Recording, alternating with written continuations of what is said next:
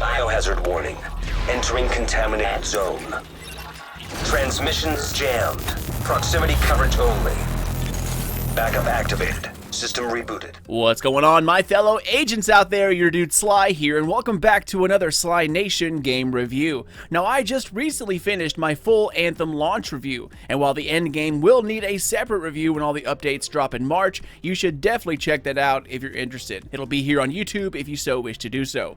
In this video, however, we're going to be taking a look at the Division 2 beta. Now, I'm not sure how many of you out there that are left that actually remember this, but The Division is the game that actually lifted my channel up. I covered it from the last E3 announcement for the Division 1 all the way back in, what was it, like 2014, something like that, 2015, all the way up to its second year. So I have plenty of experience with the Division, its endgame, weapon, abilities, and so on. The only reason I stopped covering it is because of the quote-unquote Year 2 special report, where they stated they would no longer have any sort of large, story-expanding, world-expanding DLC. So that's when I officially called it. Now, however, I can see why they did. They put half of the company back to work on the Division 2, while the rest still working on Avatar. Now, I'm actually still surprised they managed to get this entire game that is Division 2 together in such a short amount of time while working on another game simultaneously and helping out Red Storm Entertainment, the other partner studio, working on the first Division game. Doing all that and making a full game in such a short amount of time, pretty impressive, guys, but rushed games usually are not well received. I mean, Massive is definitely a hard-working studio, without a doubt, but you can only do so much, which is something we'll get to here shortly.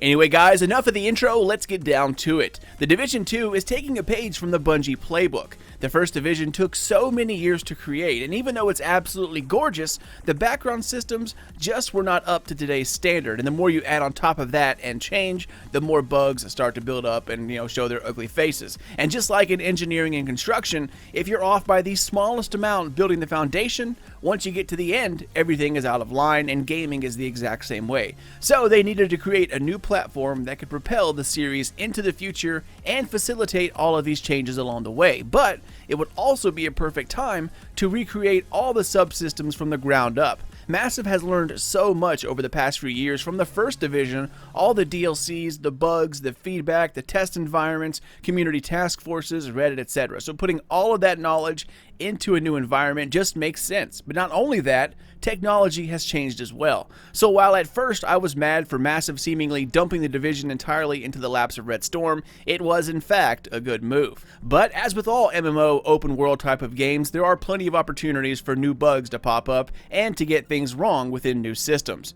It's easy to forget that as polished as the Division 2 is, it's only in its beta stage. The launch of the game, along with the Day 1 patch, will fix a ton of issues, especially audio-related, UI, character models, environmental objects, and much, much more. There is a preview of some of the major fixes up on the Division website if you wish to check it out. But going forward, let's start by breaking down the different areas within this new game. So first up, moving into DC itself. It's actually quite impressive, I love how Ubisoft companies use real-world locations within games. I mean, they actually take the time to model them correctly and recreate as faithfully as possible, like from carpets to lighting, paintings, hell, even doorknobs.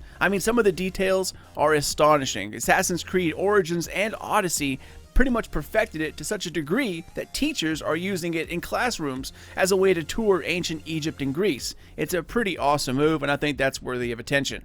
One thing I personally think Massive will never be able to redo, though, is the feeling of New York City. Unless, of course, we go back there at some point and it's just, recreated. The skyscrapers, shadows, sewers, especially the blizzard-like conditions were at times breathtaking. I've never seen trash rendered so beautifully. The back alleys of New York were some of my favorite areas, and without recreating that area, it's going to be hard to kind of, recapture the aura of New York. So that's one thing I'm definitely going to miss. DC, however, has its own type of vibe. It's way more spread out and at times almost jungle-like. Instead of snowstorms and blizzards, we're now dealing with summer rains, shorts, and thunder. Skyscrapers are now replaced by huge, sprawling buildings held up by marble pillars. The destructive areas around DC are just as awesome as the first game, and the military encampments / blockades are much more fortified and much larger than that of the first game, obviously due to the seat of government. But unfortunately, most of these camps are non-functional and are in ruin only to be used as like some kind of level design art. Moving on to weapons and capabilities, guys, or abilities I should say, not a lot has changed in the weapons department. Assault rifles and SMGs are pretty much the exact same besides a few accuracy issues. However, the biggest changes can be seen in snipers or marksman's rifles. The M1A and SVD used to be two of my favorite long-range weapons to use, but now they seem to shoot way slower and have way more recoil than those in Division 1. Good news is that SMGs definitely seem more viable than they used to be. LMG is also pretty fantastic. So far, my favorite weapon is a new assault rifle added in called the CTAR-21. It's a bullpup fast-firing AR and it absolutely shreds. It has a feel between like an M4 and an MP7. There is a huge list of SMGs and AR, so there is something out there for everyone. Now, one thing I was excited to see was that the Vector could actually be used again. I'm not sure how it was towards the end of Division 1 with all the changes that was implemented, but when I left, the Vector was absolutely useless. I mean, even in the Division 2 Alpha, I got to try that out, and the Vector was terrible, like they were almost scared of it somehow. Now, though, it is pretty good. Definitely needs a mag increase, though. Weapons overall, guys, feel fine. They feel just like the first game with the exception of marksman's rifles, like I just said. Abilities, though, is where you're going to see most of the differences. Now, you can tell abilities will play a huge part in the Division 2. The turret is an absolute beast in the beta, and even though a lot of the other abilities were locked, I can tell they're going to be a huge part in PvE and an essential part in the endgame. Now, as far as unlocking your abilities, that's slightly different this time around. Instead of your base of operations playing a much bigger role like it did in the first game, Massive now leans into acquiring Shade Tech and earning ability points. Whether or not this will change at launch, I'm not really sure, but it doesn't feel as connected like it did in the first game. You know, in Division 1, it felt like the more powerful your base of operations became, the more powerful you were in return. It had pretty good synergy, but if this system stays like it is, it's actually kind of lame, guys. Unlocking abilities doesn't have as much satisfaction as it used to, and instead of character perks unlocking with your level, they now unlock by finding Shade Tech. I would have rather liked to have seen it split half and half. It just feels like it's a bit thrown together instead of smartly tying it into the campaign. Now, the biggest difference between your abilities in the first and second game is definitely the absence of your ultimate. Even though skill power still plays a part in this game, cooldowns in general seem to be a bit faster than usual. Perhaps it's due to the lack of an ultimate. Now, I didn't get into the numbers very heavily, but it seems like you don't have as much control over your core numbers as you used to. The only way I found to increase your skill power was to simply switch your gear out. Now, mods on the gear still contribute, but I didn't see any way to try and perfect or max out your core stats. Like I mentioned, it seems like Division 2 is leaning much more into switching out armor sets instead of being able to mix, match, and mod up your own. Again, this is a beta, and it could be that the systems just aren't in place or active during these couple of days. So that's one of those things we're going to have to kind of cross out as wait and see. I think the biggest changes to our characters come in the form of mods and background character stats. Now, so far as I'm aware, you don't have any character perks you can choose as you level up like you did in the first Division. However, Massive seemingly doubled down on the amount of modding available in Division 2. There's modding on weapons, which we'll get to here in a few, modding on your signature weapon, then there's modding on all of your abilities, then all of your gear. The only piece you cannot mod are your masks and knee pads. You can tell which items can be modded by the bottom of their thumbnail, I guess you call it. Squares are mods that you can change the stats with, and circles are skins or dyes. Now, as far as weapon mods themselves go, you see a much bigger give and take system than in the first game. Mods in Division 1 used to mostly be adding onto your weapon, usually in two different categories, such as my favorite mod, where you could get increased critical hit chance and critical hit damage, all onto one mod. Or you could get a hollow sight that buffs your optimal range and even more critical hit chance. Like I said, they were mostly all additive. Now, however, they have pretty much moved over to a one additive and one subtractive type of system, such as you see here. You get a 20% added accuracy, but 10% less critical hit chance, or the one below it, 20% stability and then negative 10 damage dealt to elites. Instead of buffing two categories, they moved over to a one positive and one negative type of deal. And even when you look into the end game sneak peek, you don't see much of an improvement there either, unless different classes of mods no longer exist in Division 2 or they were held back for the beta. But even though weapon mods have taken a bit of a hit, you see huge improvements elsewhere with some pretty high numbers, such as taking a look at these high-end gear mods. You can see that they are all additive, and since there are so many pieces you can mod, a stacking effect is felt very quickly. Then you can hop over to the character screen and see how much your stats have improved in real time. Also returning are the quick symbols you see on weapons, the talents or the perks that they come with. Now they all seem new to me, and some they're kind of hard to decode. I don't see any relation to stability using this symbol here, so it's one of those things you're just going to have to learn over time. There are also new armor sets with their own set bonuses, so as far as all that goes, I'm definitely liking what I'm seeing. And the good thing about all of that is since PvP is now normalized in the DZ, something we'll talk about here soon, you no longer have to worry about balancing, or at least Massive doesn't have to worry about balancing all of these gear numbers to such a picky degree. In fact, you might need 100% critical hit chance in order to get through some of the endgame, so who knows. There is quite a lot to learn here, and for veterans of the division, it should be an easy pickup. For newcomers, however, there's almost too much to learn, but thanks to the new clan system, finding a division sensei should be fairly easy.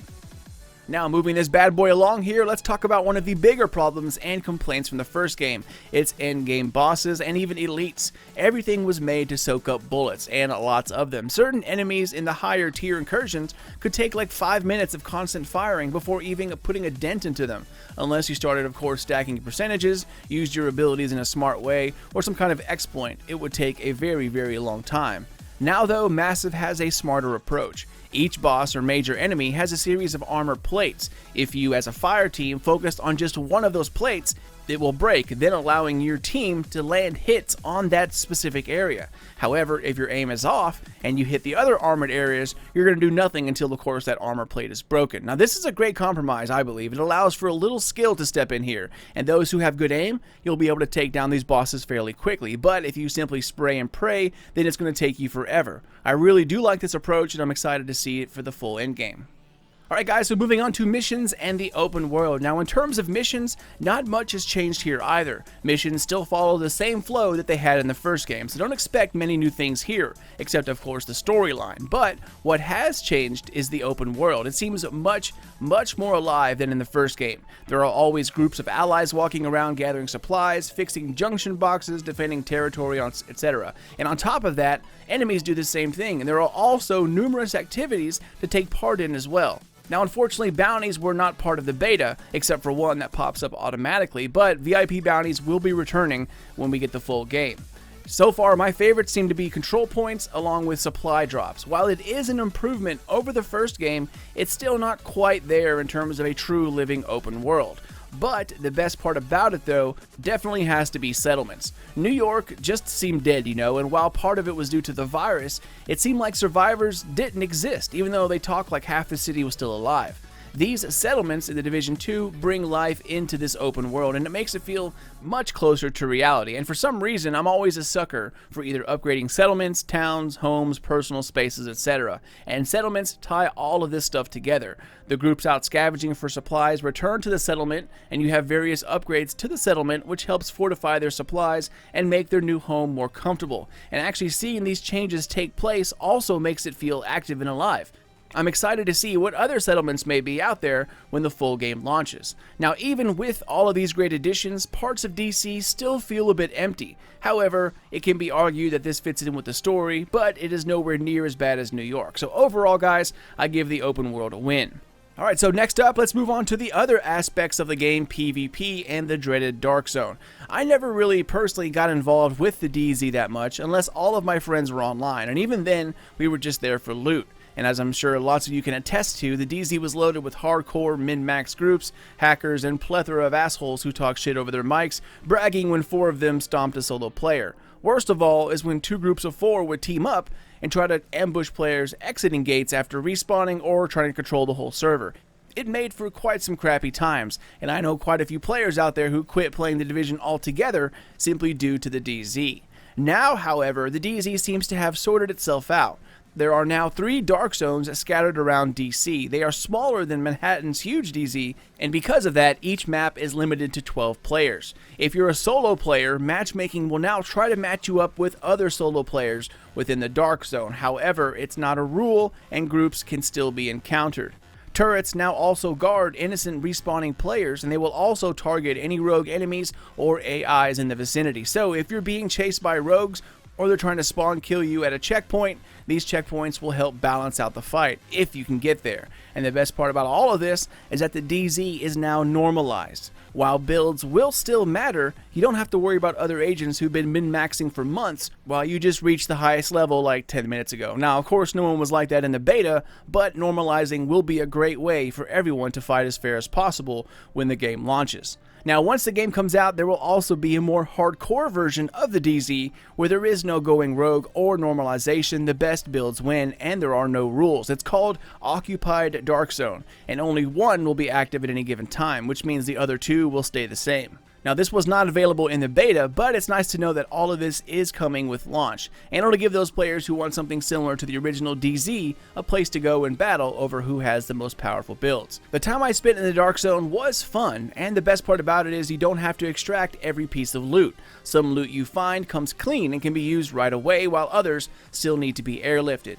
Just like the way the story is told, the DZ has a feel that hasn't really changed that much. Although it is a bit easier and now normalized, it feels a bit empty at times. I don't know, perhaps it's the new player limit? I'm not really sure about that, but it seems to be missing something. I also didn't see a lot of activities happening around the area either, and perhaps it's just not in the beta. But if you're a fan of the first game's DZ, then this upgraded version will either be loved or absolutely hated. Good thing is that the Occupied DZ might suit your taste a little more if you do end up hating it. Alright guys, so while we're on PvP, let's talk about the new mode called Conflict, which is the Division's straight up player versus player activity. We have Skirmish and Domination, both of which are 4v4. It's not as hectic as PvP in the first game, but it is fun and a good way to practice for the DZ. I didn't play that much of solo PvP because it's really not my cup of tea, but from what I did play, it once again has that familiar feel and almost to like a fault. It's not really enough of a change to make it exciting enough to grind in. One thing I am surprised at is that the Division 2 has not included a Battle Royale mode. Now, even though it is getting kind of old and played out by now, it was hot while this thing was in development. And when you think about the survival DLC in the first game, the Division would feel right at home with the Battle Royale mode. And I can't see it being that hard to implement. I personally feel like it would do great in Division 2, but maybe it's something that's in the works as we speak.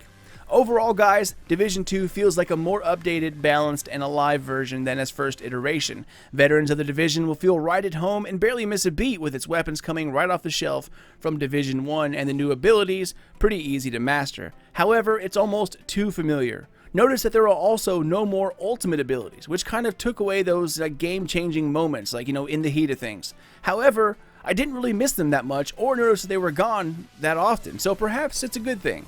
The endgame slice we were given with the beta shows off some of the different ways this game plans on delivering its classes in the Division, and while I really missed the healing suitcase, the new drones and Seeker Mine adapted to heal are a cool new feature, but is it enough to replace the old Division 1 medic? That I'm not so sure about. It really seems implemented to kind of heal yourself rather than others. The specialization of weapons are pretty powerful, however you don't get a lot of bullets for them, so it's one of those wait for the boss or elites kind of deal, and that kind of just takes away from the point of having a nice big weapon like that when you can only use it for every so often. To me, the Division 2 really isn't enough of a change to make it a whole new game, but I do see where Massive is coming from. Everything they fought for in the first game, after years of trial and error, led to what we see now. And while I don't know if it's going to be an absolute blowout, it's going to be an easy switch moving from the first game to this one. And if you've tried going back to the first game without touching it for like a year or so, there is just so much to catch up on that it's overwhelming for anyone but the hardcore. So this will be a great way to get yourself back in the Division universe. Ultimately, what will make or break the Division 2 is the same thing that broke the first game and also the same thing that saved it, its endgame. Massive put this game together in what seems to be under half the time it took to make the first one, if not more. So think of it this way, guys. The first game was announced at E3 2013 and it was delayed for almost 3 years. Now this second game was made in just about the same amount of time the first game was delayed. So just to be clear, these aren't official numbers, nor do I know this 100% for sure. But when you look at the announcements and events of what's going on, that's what it looks like to me. And quite a few others I've talked to when trying to get these estimates, they say the same thing. So I'm hoping the end game is not going to be a rush job, because I doubt the fan base will sit back and accept another trial and error end game. Even though the first one ended up being decent, after it was all said and done, it took a lot to get there. And I'm hoping for a more polished and complete Division 2 endgame. If I had to give the beta and everything I've seen so far a rating, it would be a solid 8, 8.5, somewhere in that range. It keeps the Division style, its fun shooting mechanics, beautiful open world, and kicks things up just a notch in the right areas while kind of staying mediocre in others. Overall, it looks to be quite the fun game, and I'm excited to see where it goes. But that is about it, agents. Now, this is just a quick review of the beta and in no way my final say. When the full game launches with all of its systems and the day one patch, that's when we will know for sure what we have here. But from the looks of things, it's going to be picking up right where the first one left off. A solid, fun, online shooter where the campaign can be played solo, but the end game will focus more on multiplayer and teamwork. Either way, I'm excited for it, and I cannot wait to see how Massive handles a raid. Hopefully, it's not going to be an incursion that's simply twice as long. But that's it, guys. Hope you enjoyed it, and as always, thank you guys so much for watching. Let me know what you all thought of the beta so far by commenting down below. Is it good, bad, great, amazing, terrible? Let me know down below. But I am out of here, guys. If you're new to the nation, then welcome, my friend. Subscribe for lots more Anthem, Division 2, and Destiny 2 content. Spank the thumbs up, but only if you enjoyed yourself, and keep those eyes open for more vids coming out soon. But until then, this is your dude Sly, and I'll catch you all next time.